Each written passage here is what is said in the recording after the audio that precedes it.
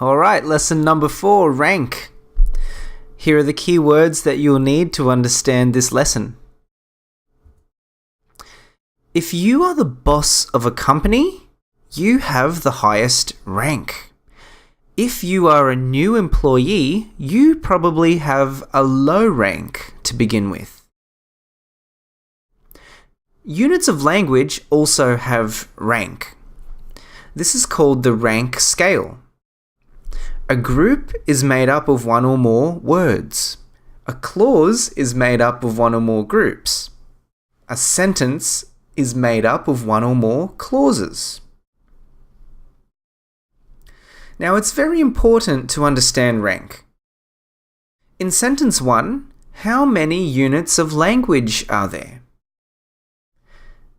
The answer depends on which rank you're looking at. So, in this example, a koala eats half a kilogram of leaves each day.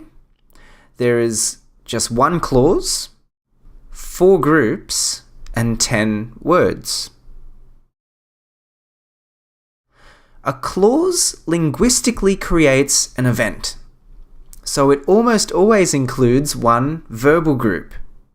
In this case, the verbal group is eats.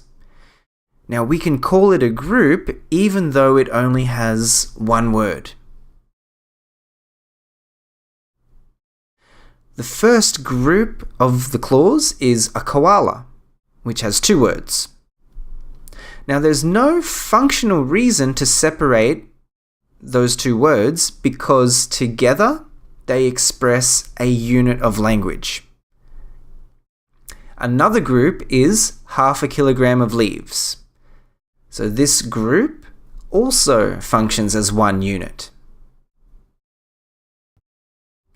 The final group of this clause has 2 words. So that's it for this lesson. In this lesson, we have seen that language has a ranking system.